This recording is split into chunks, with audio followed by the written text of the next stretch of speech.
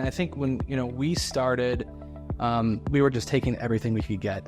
Like, I personally have learned a system or process in the agencies that I've worked at. But that might not always work for someone else. Right. We help them go through a naming process and brand identity development for their residential apartment buildings. Okay. And you wouldn't believe it, but there's a lot of similar apartment building names. And so all of a sudden, I'm like in the shot, I'm on the TV screen,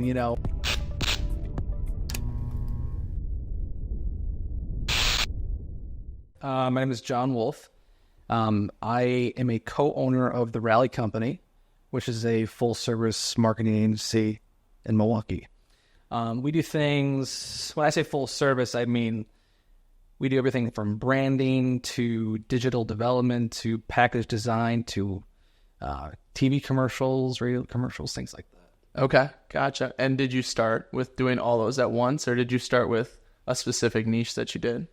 Well, we have a pretty interesting story, I guess, for like how the company came to be. And kind of answer your question initially, we started small, we grew from there. So my business partner and I were kind of working at another firm in Milwaukee. And at the time, I was living up in Minneapolis with my wife. And we had just been kind of going back and forth talking about, wanting to do our own thing, create our own agency. And so we decided to explore doing some stuff on the side. So freelance type projects. Yeah. And it just so happens that he had a family member up in the Minneapolis area who owned a ski hill. And so we started to support them with just some traditional kind of design work, social media, things like that. And over time, over the next few years, we would just kind of what they call it, like moonlighting, right? Like working on the side, trying to build up a book of business. And we did that where we got to a point where we had to make a decision. Like, are we going to stay with our current agency or are we going to start our own thing? So we kind of went that route and started this company. Gotcha. And at that agency that you were working with, were you kind of like held in a box with what you could do at the agency, or were you kind of hands in all buckets? No, it was hands in all buckets. Okay. I come from the account side of things in the agency world, so product management, strategy, things of that nature. And what was nice is that at the firm we were at, we were able to dabble in a lot. Okay. Which was great because you could learn so much about certain, clients or subject matters, and you became a resource for your clients in many aspects. So that was fun. We enjoyed doing that. It's, I would say, very different from a larger agency model where, you're kind of siloed, in different categories of departments. Yeah. So being able to do more was more exciting. Gotcha. So it was a pretty small agency that you worked for? Yeah. Gotcha. About 10, 15 people. And do agencies, when I was talking with Bill, he said like there's really specific companies that you guys target. Did that company target just like ski hills, or I guess that was your freelance job, but did you guys target like a specific business market, or was it all over the place? Like you could do logo work for this company that owns a ski hill, logo work for somebody that owns a nail salon, all that type of stuff? Yeah, good question. I think when, we started, we were just taking everything we could get. Yeah. Like bringing as much work as we could get. Because we knew, if we wanted to do this full time, we had to kind of build up enough where we could support ourselves. And so I remember early on, we, we're supporting a pet food and supply company, the ski hill, a couple other small, one-off projects for friends or family members, really anything to kind of get it going.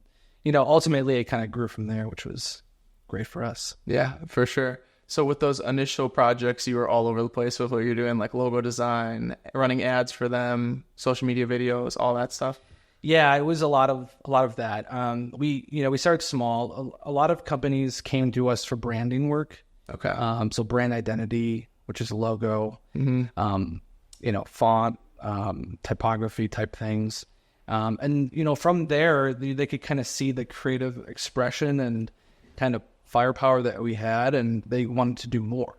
Okay. So then we started to offer like social media content development. And we started to roll that out in terms of an offering. And then, from there we started to do radio ads and then videos, and it became this thing where like, okay, well, we can we had the experience to do that. And that was just kind of putting it all together in a strategic way for these clients that we were supporting, where they kind of saw us as a full service marketing partner. Right. Was that all in your realm of experience, or did you have to independent contract out that work and kind of offer it to these people, but then you'd have somebody else do the work?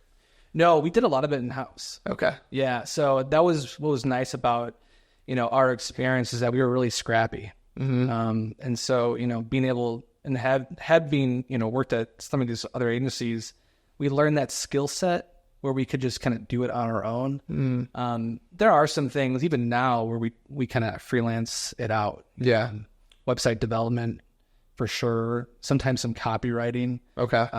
Really depends on like the bandwidth, but early on we tried to do everything we could just to kind of keep it together and kind of have it be our vibe. Gotcha. Did you ever struggle with, I've been watching a ton of videos on like social media marketing agencies, like young people starting out. And a lot of the things that I noticed from like their business model is that they overpromise, but then under-deliver, and then just like lose the client after a month, but then they pocket that money. Did you ever have that experience kind of, or no? No, not really. We were pretty fortunate. We pride ourselves on being, even now today, very creative, very agile, very organized. And I think, when you kind of approach a client in that regard, they feel comfortable with you. Right? Because you can deliver on what you're promising. So, we always try and over deliver for sure, and provide a good value for our clients. But, we know what the value is. Good creative can go a long way.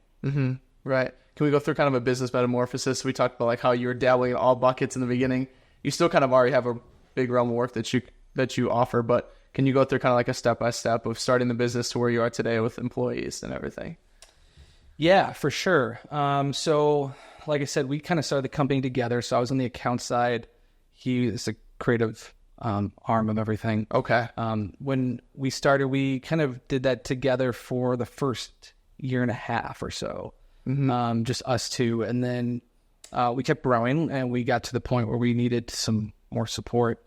So we brought on a art director who we hired from right out of my ad, actually, over here. Okay. Milwaukee Institute of Art and Design. And she's been phenomenal for us. And so she brings a great creative eye. She's also a phenomenal animator. Oh, really? Which is another skill set of ours now, which is great for content development and social media, things of that nature. And so she's been with us for a little over a year.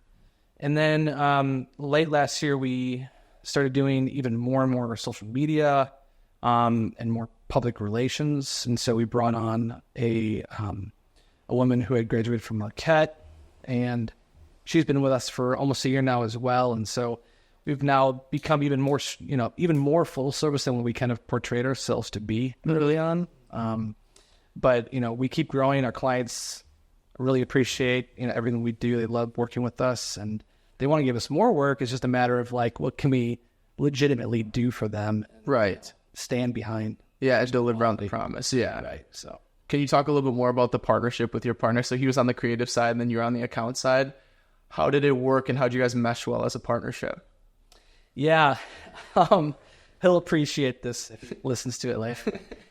We had actually started working together 15 years ago, probably. Okay. Actually across the road here at Hoffman, York. I was brought on as an intern in 2010. He had been there for, I think, 2 or 3 years. And so he was always on the creative side. He was an art director. Okay. We did not like each other. Really? Early on, yeah. I think he hated me. I was one of those kind of annoying, pesky, like, account executives, and he was just a very brash, like, energetic kind of person, and that's great for the creative side.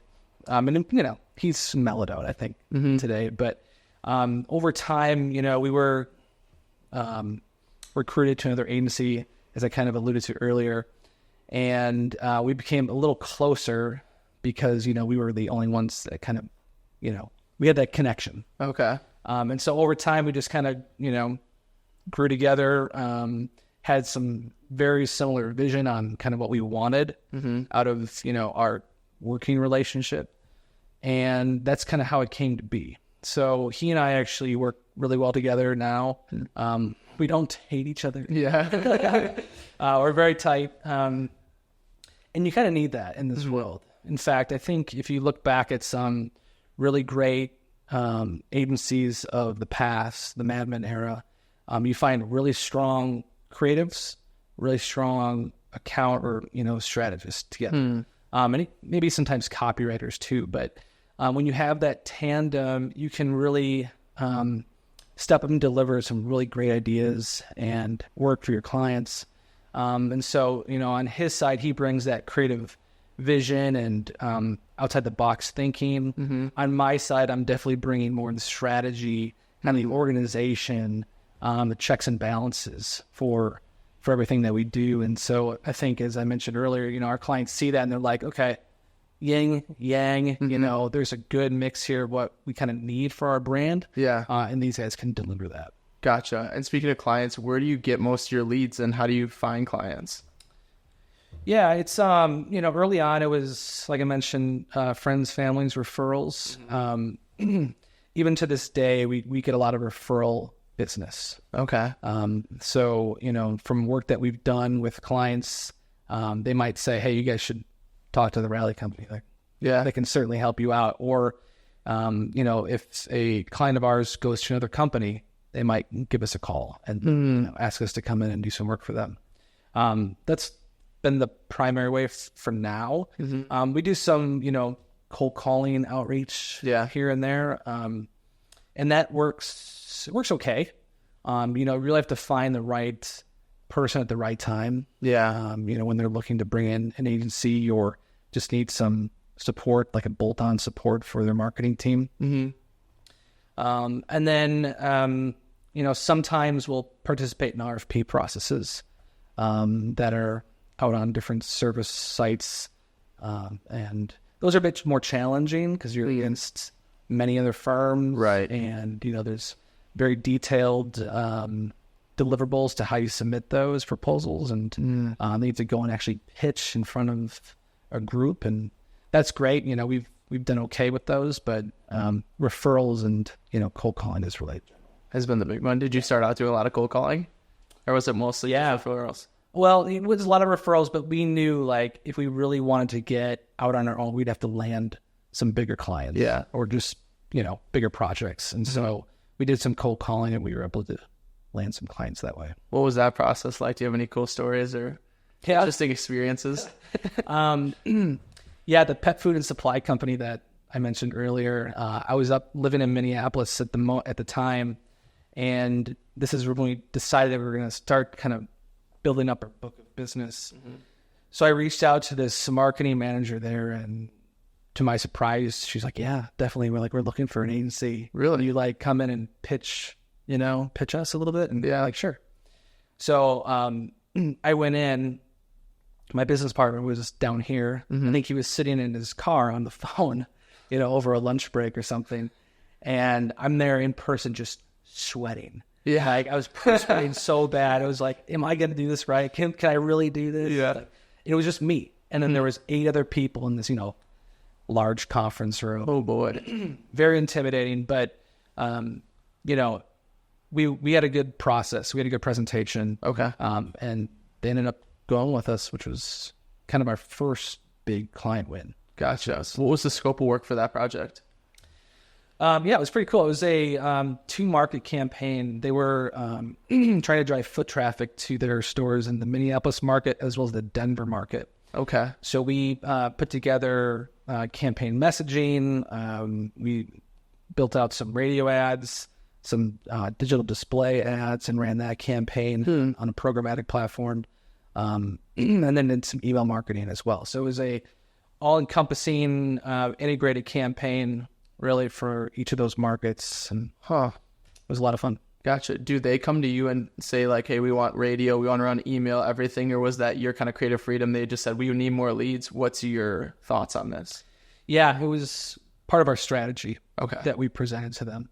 And that's generally the process. I think a lot of marketing departments either have an idea of what they want and they just use you for that, a one-off project, or they need some kind of direction and strategy Right. and where they go and what the best practices are. And, you know, for us, we've seen a lot in our, you know, early years here as an agency and been able to work on some really great projects. So having that experience and being able to apply that to different scenarios has been really beneficial. So they kind of look to us as a leader in that aspect of, you know, campaign work. And we're happy to provide that because we know generally what's going to help move the needle for them and, Right. you know, or where to support what really needs their attention. So Was there ever a point when you landed that first thing, you were like, let's just target these pet stores? Or did you be like, I want to grab for this company, everything? yeah, good question. It was still we were still in the phase of like, we just need more growth, growth. Yeah.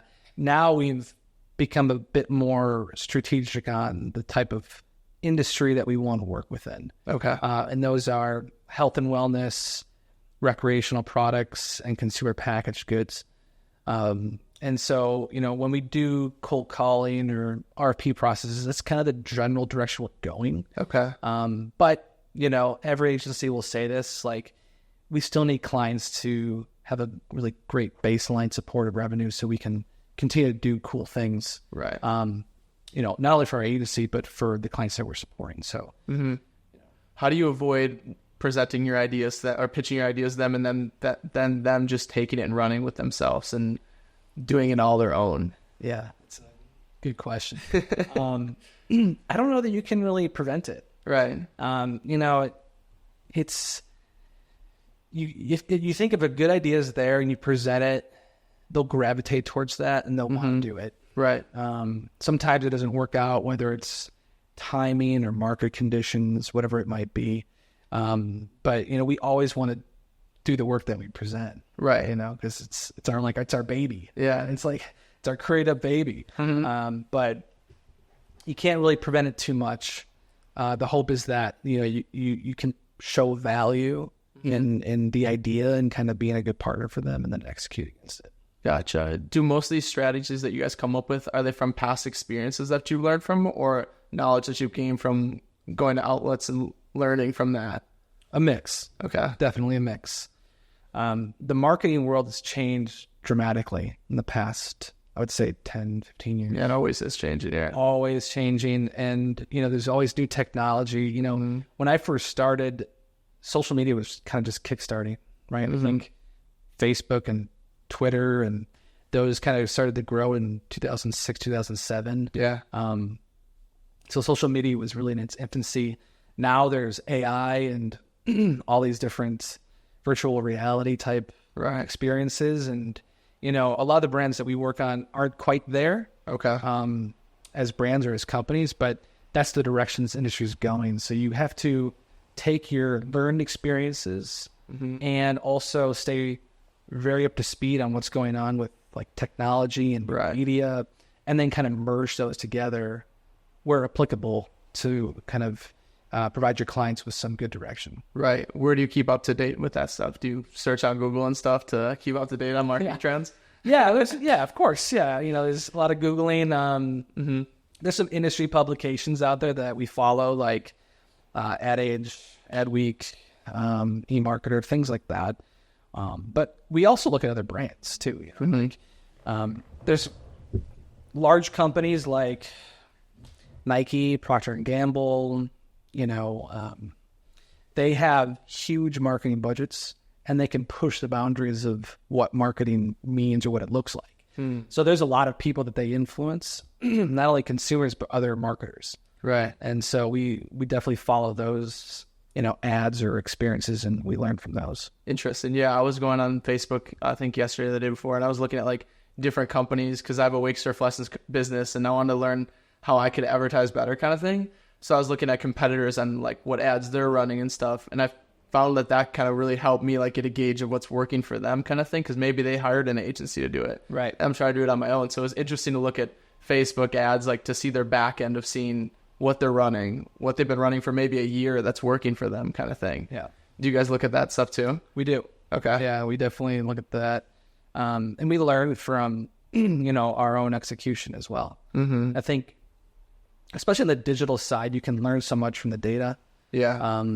And understand how consumers are acting or what they want, what they desire. And then using that data, we can leverage or influence new campaigns or new offerings with the brands that we support. So gotcha. For those ads that you run and stuff, when's like the point that you decide to branch off in a different direction or keep pushing it to see if it's working?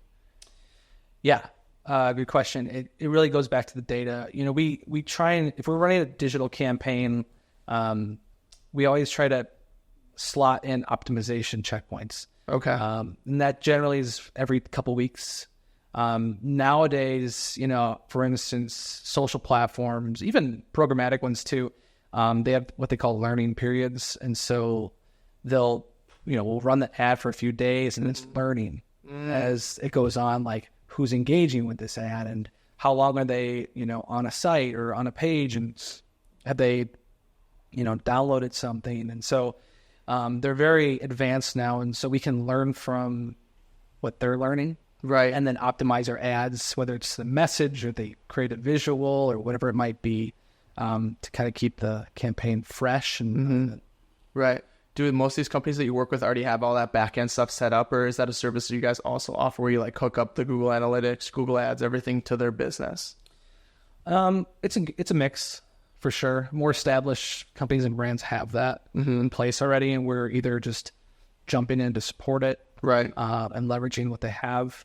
We also work with startups that are started from scratch, and have that set up, so we help them get to that point. Okay, for sure. Gotcha. But is it tricky to kind of? I've dealt with this. I have a long business too, and it was tricky to first learn like how to quote or how to really lay out like a pricing structure that's going to work and that you're not underbidding yourself where it's like all of a sudden a ton of work that you realize that you didn't know was going to come up front.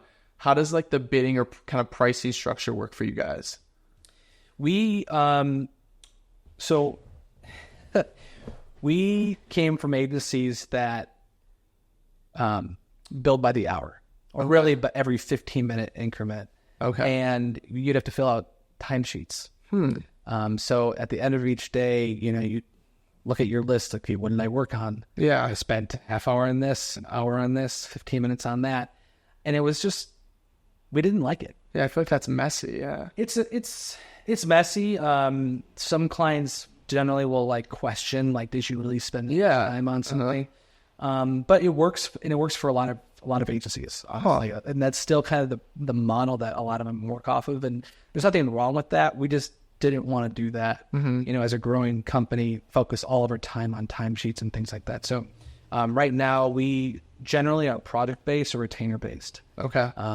We kind of structure it based on where the client is in kind of their life stage. But also just in general best practices or the experiences that we've had from the past and knowing what it's going to take to get a project done. Okay. So leveraging that aspect of kind of the experience. Gotcha. Have you ever had a project that you underbid or felt like was a lot more work than? Yeah, definitely. Yeah, definitely. You think you could scope it accurately, and then there's things that come up, client requests or changes, or maybe they didn't download you or brief you the right way, and then you're kind of stuck. And that's okay. There's a lot of times that agencies, even us, will invest time in our clients. And actually, that's another one of our value propositions. We kind of call ourselves like a brand ally. And that means we're more than just task takers. We actually invest and try to understand your business, provide ideas outside of marketing. We go on site with our clients quite a bit and meet with them there, understand their process. Because ultimately, the longer we can be with them, the more successful our agency is going to be as well. So we kind of see it that way. So the pricing structures you were kind of saying were like the retainer based, but then you had the hourly based, and there's probably a commission based too, and then there's maybe like a flat rate based too. Yeah, so flat rate, I guess, would be like a project. Okay. And then retainer for sure. We don't necessarily do a lot of commission work right now. That's generally reserved, or at least in my experience, for like media buys. So a lot of media agencies will incorporate commissions into larger campaign media buys through whether that be broadcast or even digital in some instances. but we don't tackle a lot of that work right now. Gotcha. Have you guys ever done work with affiliate marketing too? Not with our clients. Okay. No. Gotcha. All right, let's get into kind of a little bit of what differentiates agencies. Like we were talking about, I guess there's probably affiliate marketing agencies, market buying agencies where they're paying for ads and stuff. What are other agencies that are in the marketing field? Yeah, a lot of agencies generally try to be focused on a specific either category of industry or what they deliver. So, for instance, some agencies are just PR agencies. Yeah. Right. And so they do solely public relations. Some are just solely branding agencies. And then you'll get the aspect of agencies that are, we only work with tech companies or we only want to work with pharmaceutical companies. And that's great, and they specialize in those categories and it's good and it works for them. So, when we say we're full service and we're, focusing on those three categories, we try and, again, in our outreach, only work with those types of companies that kind of match our direction. Okay. Gotcha. And was there a certain point or I guess maybe a certain number of clients that you had where you wanted to decide to bring in employees then instead of just having it be the two of you guys? Or was it just, we just didn't have enough time to do the work or somebody that we could bring in would do it better?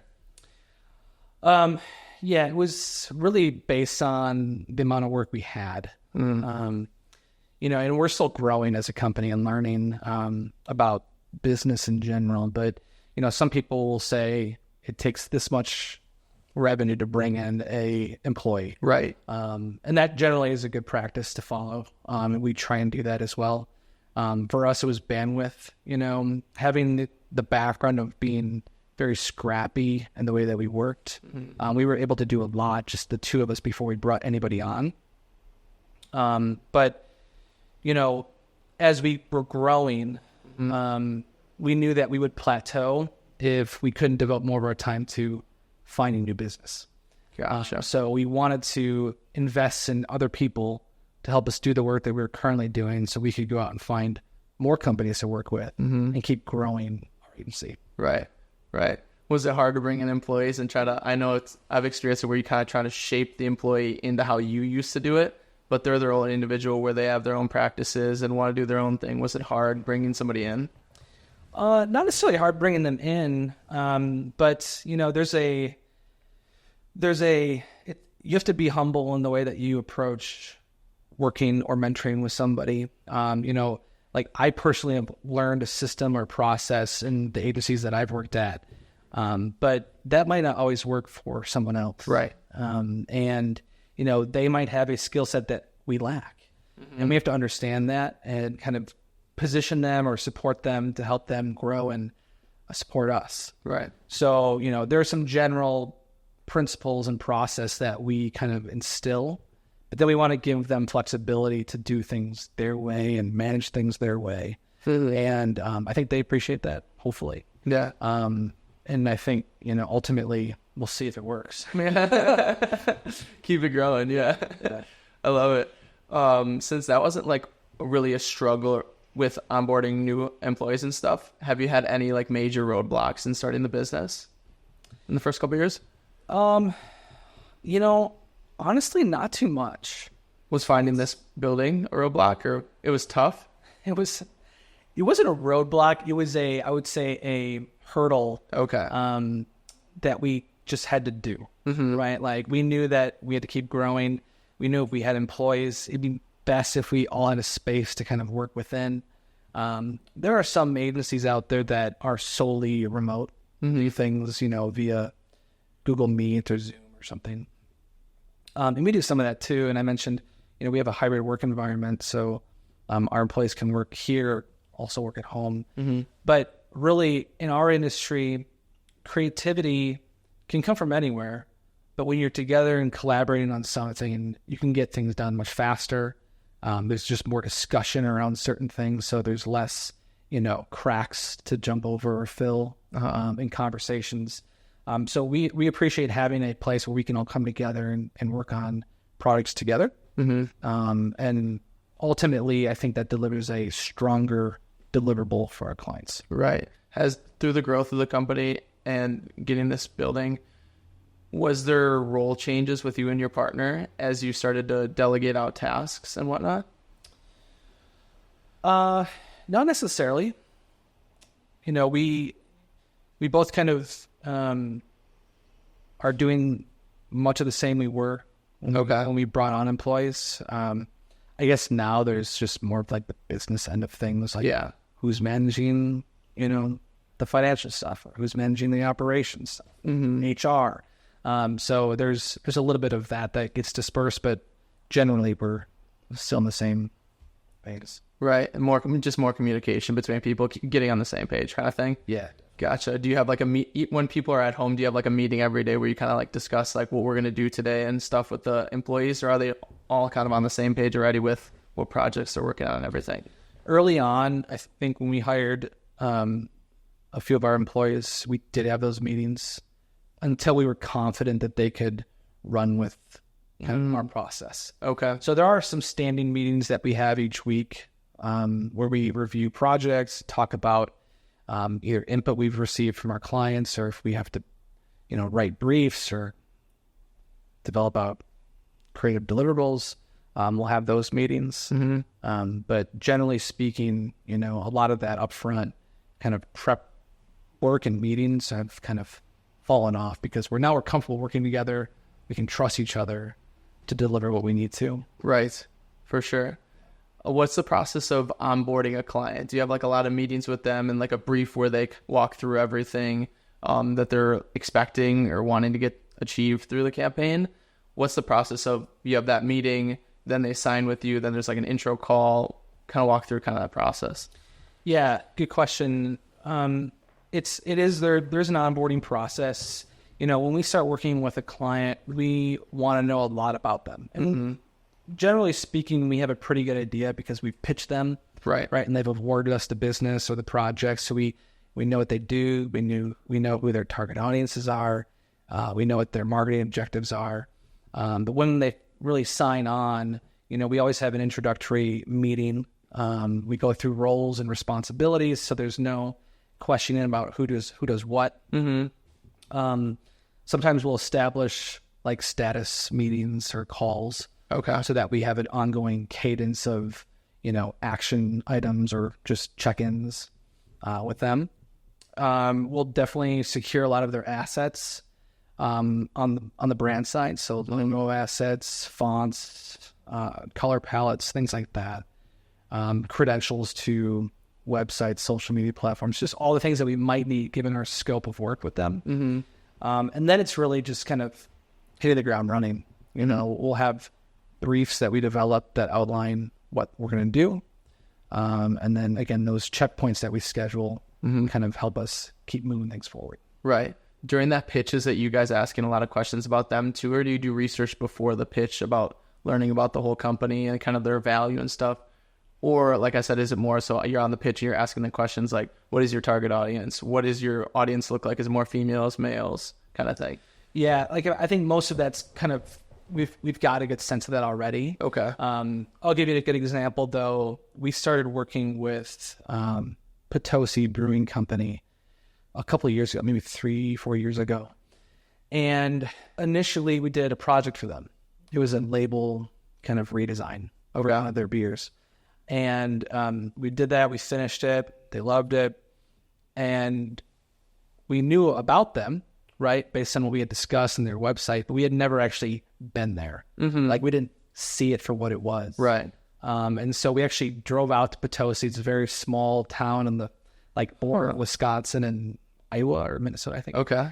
And we toured their facility, their brewery, and met with a bunch of other individuals in their organization. And, you know, that was very eye-opening because you got a sense of like the culture. Right. That you can't really get through conversations per se. Sometimes you can get that sense through, you know, their branding work or their website, but actually going there, seeing and meeting them is always very, very helpful. Right. So now when we have a new client, we always try and do that. Really? Yeah. it's very helpful to us because you get to make that personal connection. Again, you get to understand the culture a bit better, which might bring up ideas. Spark an idea. Right, spark an idea, or just in general, give them a better sense of trust and like support than just having it be a telecommunications conversation. Right.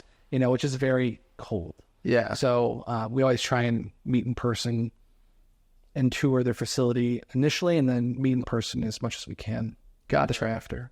For that specific project, are there certain standards that you have to meet? Like I was thinking, maybe like the label thing. Do you have to do research on like what you have to include on the label, such as like the FDA information and stuff like that? Yeah. You have to do that research and stuff on your own? Yeah. We did that early on, especially there was a number of label projects we were working on in the packaging industry, and especially on the alcoholic side, there are so many more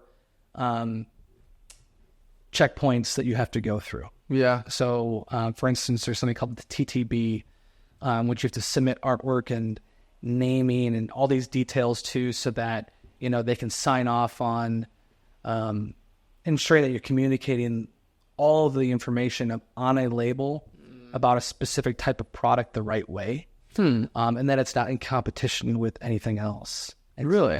Yeah, trademark infringement or anything like that. So you learn a lot being in these industries, which is a very cool part of the job. Yeah. Do you have to do that research for everything, like logo designing and everything, or is it more so kind of play with how we work, and then if something pops up, then change it?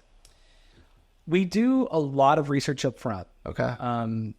For instance, one of the core offerings we have is brand identity development, naming. So, for instance, we work with a few real estate development companies, and we help them go through a naming process and brand identity development for their residential apartment buildings. Okay. And you wouldn't believe it, but there's a lot of similar apartment building names. Really? Yeah. And so you don't want it to happen because, number one, people can get confused. And number two, when you search for something online, that SEO value or competition is going to be there. So you want to have a very distinct name. You want to have a very distinct look. So what we do early on is we research. If we go through a naming exercise, we research all those names to make sure that there's nothing similar or that it matches something already existing, especially in our market, because then we really look bad. Right. Like we didn't understand that we had to do that.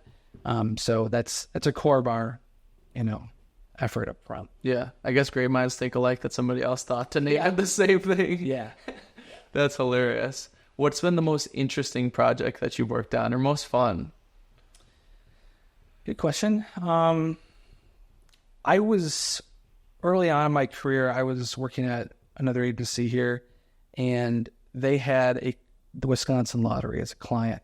Really? And I was like one of the junior account people on it. And I didn't know this, but they would always try and sneak in a newbie to like some of the TV commercials. So I was on set for this TV commercial. I think it was for Powerball, and they put me in scrubs because I guess the idea was like there was somebody operating on this Powerball guy, and anyways, so they put me in scrubs and like, we need you to stand here in front of the camera, like, and do something like and so all of a sudden I'm like in the shot, and I'm on the TV screen, commercial. Like, you really can't tell it's me, but I'm there. But it was just funny. It was a fun process. And that's early on, like, where I really learned about ad agency world and ultimately like video production and everything that went into it. And so like that memory kind of really stuck with me. And I was kind of infatuated with that whole idea of creating ads and especially TV commercials. So any chance we get to do those now, I really kind of throw myself at it. Yeah, it's a lot of fun. For sure. Can we find that video? Definitely. Really? You'll have to send that to me. I'll throw that in there because that'll be hilarious. Yeah. So when companies come to you guys and want, say, like a commercial or something, is that all in-house filming, or do you reach out to like a professional filmer to get them to do the script and stuff? We'll create the concept. Okay. We'll do the copywriting. We'll develop what they call storyboards, which are frame by frame depictions of how the actual TV spot would play out on video. And then we'll actually be very involved in the recruitment of like talent or like actors to be in the spot, the music selection, the VO selection if there's any needed. But ultimately, for the video production part of it, we'll outsource that. Gotcha. We're not trying to be camera experts. Yeah. There's a lot of companies out there already that have top of the line of equipment, and lighting and sound, and it's easier and more effective and efficient for us to outsource that, bring them in, have them kind of follow our scope, our storyboard. And we'll play director sometimes to ensure that it plays out the way it's needed. Right. And then we'll also work with third-party editors to put it together. Okay. The final product. Gotcha. So, yeah, it's a very large type of production. Yeah, that is. But, once you do it a few times, you kind of get in the, role of how it works. Yeah, and I get the experience of like the grand scheme of things. So does the company just reach out to you guys and then you guys handle everything on that aspect, or do you propose the idea to them and then they go look for editors or filmers and stuff? No, we'll manage it all in-house. Okay, Yeah, gotcha. the whole process. So like general contract and everything for them, kind of you're controlling it. Yep. Gotcha. Okay. And what was I thinking of? I was trying to think of a question that was right in that topic. Is it hard to find somebody that is really fitting to what you want it to be for like the film or the set and everything? Or is it pretty easy to find somebody that can make your vision come to life? We have some relationships with some really great directors, and having worked a number of times with them, they know your style, they know what you're looking for. But if we haven't worked with a director of some kind, what we'll typically do is have what we call a pre-production call. And that's where the agency's on the phone, the director's on the phone, maybe some of the camera crew is on the phone, talent managers on the phone, and even the client on the phone. And we'll go through a pre-production packet that outlines the timeline of the shoots, all the storyboards, the talent, the wardrobe, the visuals for the set, locations, things like that, so that we're all on the same page. Gotcha. So that when the day comes of the shoot, everyone knows what they're doing. And we don't lose time. There's no questions. There's no stumbles. And that's what really helps, establish a very smooth production. Gotcha. When you were first starting getting into that, did you have those contacts at those agencies that were like the production agencies, or did you just find somebody on Fiverr, know somebody kind of thing? We knew a few. Okay. Yeah, just from previous experience and products that we had worked on at other agencies. So, it's very it's very known that those companies work with every agency.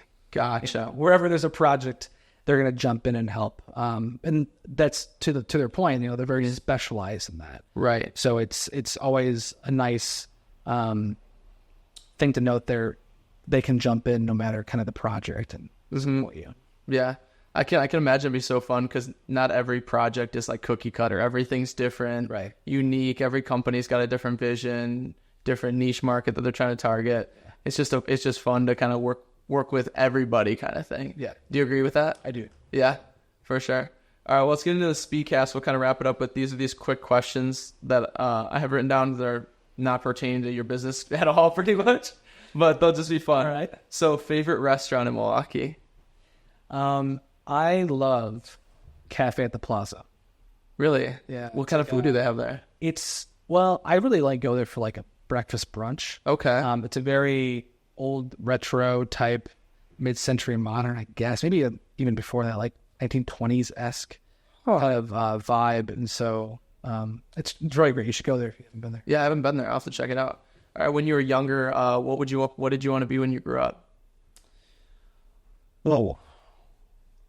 Like those pictures you drew when you were in elementary school. I think I was a veterinarian, honestly. I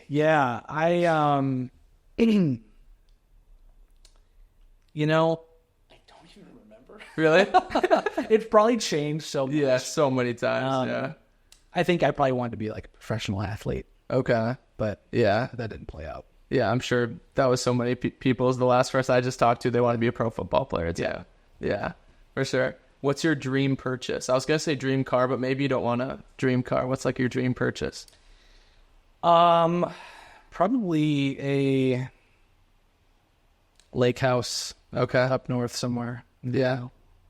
I don't know where, but Okay. something. That's the goal. Actually, I think it'll be this. It'll be a house in Door County.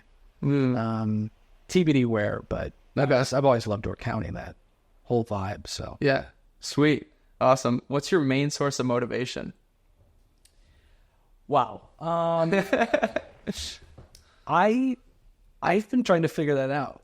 Honestly, I think there's been some instances, in my college time and also professional career where I kind of find myself with a chip on my shoulder. And I don't know if it's just from like what people say, or they're like, they don't see the, value in what you do or what you're doing, or don't think you can actually do what you say you're going to do. I don't know. But I think there's just like these little things that compound, and I just kind of think back to those and just keep pushing forward. Gotcha. Interesting. And if a young person were to come up to you and like ask your advice in starting a business, what would you have to say to them? Just go for it. Yeah. You've got to try something to see if you like it or if you can do it. And generally you'll find yourself failing or not following through in the way that you probably thought you would. But in those moments, you learn so much, and you take those learnings, you apply to get better. So I would say if you want to do something, try it. Yeah. Explore it, find ways to, provide or offer something better than others that are out there, and just keep pushing forward.